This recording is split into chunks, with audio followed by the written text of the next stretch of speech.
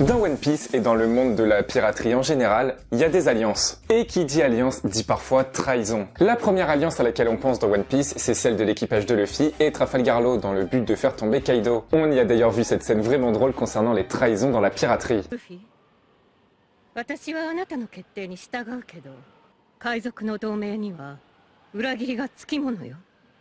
人を信じすぎるあなたには不向きかもしれない。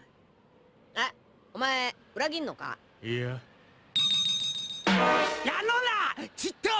Dans One Piece, il y a aussi eu d'autres alliances, et certaines vraiment inattendues ou insoupçonnées. Et c'est ce dont on va parler dans cette vidéo. Sans plus attendre, on peut commencer. À chaque fois, je vais replacer dans le contexte. Ça permettra de rappeler comment et pourquoi cette alliance s'est créée, et aussi qui sont les personnages qui la composent. On va tout d'abord parler d'une alliance qui s'est formée à Impel Down. Beaucoup de personnages qui ont fini en prison, et Luffy qui s'est infiltré pour tenter de sauver Ace. On y retrouve des anciens et futurs Shichibukai, Crocodile, Jinbei et Baggy, des révolutionnaires Ivankov et Inazuma, des membres du Baroque Works, Das Bones, Galdino et Bon Clay, et évidemment notre cher Luffy. Certains sont d'anciens adversaires, mais ils se sont tous serrés les coudes pour pouvoir s'évader de la prison et échapper à la puissance de Magellan. Cette alliance a duré plus longtemps pour certains. Par exemple, Crocodile qui a aidé Luffy et Ace pendant la bataille de Marineford, Ivankov qui s'est battu aux côtés du fils de son leader et meneur des révolutionnaires, Galdino qui grâce à son pouvoir a permis de libérer Ace et de se protéger d'une attaque de Sengoku, ou encore Jinbei qui à l'heure actuelle fait carrément partie de l'équipage de Luffy. Pour d'autres, l'alliance a duré moins longtemps. Bon Clay qui s'est sacrifié pour permettre à tout le monde de s'évader et donc est contraint de rester dans la prison. Baggy qui était toujours présent pendant la bataille de Marineford mais qui était plus là pour ajouter un côté humoristique, toujours opportuniste comme on le connaît. S'en est suivi une pseudo-alliance entre les personnages que j'ai cités juste avant et l'équipage de Barbe Blanche. L'objectif commun étant de sauver Port Gas the Ace. C'était assez improbable de voir des personnages comme Crocodile s'allier à Luffy, ce dernier ayant mis fin à ses plans, mais ça prouve, et c'est d'ailleurs ce que Mihawk lui-même dit, que la plus grande force de Luffy, c'est de pouvoir rallier beaucoup de monde à sa cause et de se faire de nombreux alliés rapidement. Pendant l'arc Punk Hazard, l'équipage des Heart et l'équipage de Luffy se mettaient d'accord au sujet d'une alliance. D'un autre côté, on avait des Supernovas qui essayaient de mettre en place une alliance également. Apu, Hawkins, Kid et Killer se sont retrouvés sur une île du Nouveau Monde qui semble être la base des pirates de Kid. Cette alliance ne visait pas à faire tomber Kaido, mais un autre Yonko qui n'est autre que Shanks. Même s'ils avaient eu des altercations, ils arrivent à se réconcilier et à former cette alliance qui sera rapidement annoncée dans les journaux. Et soudain, d'une manière inattendue, Kaido atterrit sur la base et se retrouve face aux 3 supernovas. On apprend plus tard qu'il s'agissait d'un piège et que Apu travaillait déjà pour Kaido. Hawkins a fini par s'allier également au Yonko car c'était sa seule chance de rester en vie. Eustace Kid a été battu et s'est fait emprisonner, et Killer a été forcé de manger un smile raté, impliquant qu'il ne peut que rire peu importe ses réelles émotions. Il a porté le pseudonyme Kamazo et est devenu l'assassin personnel d'Orochi. On lui a donné la mission de tuer Toko, mais heureusement, Zoro était présent. Et évidemment, vous vous en doutez, cette alliance de supernova a très vite été dissoute. Pendant l'arc Dressrosa, on découvre une alliance plutôt particulière et qui fait d'ailleurs aujourd'hui encore partie des nombreux mystères de l'œuvre. On voit Burgess parler avec Barbe Noire, son capitaine. Lors de leur discussion, un nom bien connu de One Piece est mentionné. Il s'agit d'Aokiji. Évidemment, Burgess est sceptique à l'idée d'avoir un ancien amiral de la marine qui traîne à leur côté. Teach dit que c'est un peu le cas de Shiryu qui travaillait auparavant pour la prison d'Impel Down et qui a fini par rejoindre l'équipage. On comprend qu'Aokiji et Teach sont en contact et c'est confirmé quand le Gorosei déclare clairement à Akainu qu'Aokiji a rejoint l'équipage de Barbe Noire. On connaît pas réellement les intentions d'Aokiji. Est-ce qu'il a un plan? Est-ce qu'il travaille pour les révolutionnaires? Est-ce qu'il travaille toujours pour la marine mais de manière secrète en faisant partie des Sword par exemple? On sait pas vraiment. Une chose est sûre, Teach ne se laissera pas berner si facilement. Arc Whole Cake Island, une alliance composée d'un côté de ceux qui ont pour mission de récupérer Sanji, donc composée de Luffy, Nami, Chopper, Brook, Pedro, Carrot, Jinbei et Sanji lui-même, et de l'autre l'équipage du Fire Tank qui a pour objectif d'assassiner Big Mom mené par Capone BJ. Les différents événements et objectifs ont fait en sorte qu'il était préférable qu'ils agissent tous ensemble pour ne pas se mettre de bâton dans les roues et pour avoir une équipe plus nombreuse et plus puissante. BJ était pas contre cette alliance mais il avait une condition. Luffy et les autres doivent l'aider à briser le portrait de Mother Caramel pour provoquer une crise chez Big Mom. Les membres de l'alliance se sont entraînés tout le long jusqu'à la fuite du territoire et cette alliance a fini par se dissoudre naturellement. Une alliance vraiment improbable car ce sont 2 grands rivaux du monde de One Piece. Je parle bien évidemment de Big Mom et Kaido. Une alliance absolument absolument terrifiante car on a deux Yonko avec leurs équipages qui unissent leurs forces. Ces deux anciens Nakama de l'équipage des Rocks décident de s'allier dans le but de trouver le One Piece. Kaido souhaite créer un monde de violence où seuls les plus forts peuvent survivre. Ce dernier a une dette envers Big Mom, une dette qu'elle juge éternelle. Je vais pas plus en parler pour éviter de spoil ceux qui lisent pas les chapitres. Cette alliance rappelle évidemment l'équipage des Rocks. Les deux disent qu'ils continueront de s'entretuer quand ils auront atteint leur objectif. Sengoku a expliqué que cette alliance était suffisante pour plonger le monde dans le chaos. Garp dit que personne n'est capable de les arrêter. Et d'ailleurs, en parlant de Garp, on a découvert des informations incroyables au sujet des Rocks pirates. Ils ont été confrontés à une alliance plutôt improbable, mais absolument surpuissante. Il y a 38 ans, Garp, pilier de la marine, et Roger, pirate légendaire, se sont alliés pour se battre contre les Rocks pirates. Équipage composé de pirates extrêmement puissants comme Big Mom, Kaido, Shiki, Barbe Blanche ou encore Roxy Chebek, le capitaine. Ce qu'on sait, c'est que cette bataille a eu lieu sur God Valley, île qui a totalement disparu depuis. On sait également que l'alliance Garp-Roger avait pour objectif de protéger ces êtres détestables qui ne sont autres que les dragons célestes. Et ça, c'est vraiment mystérieux. Pourquoi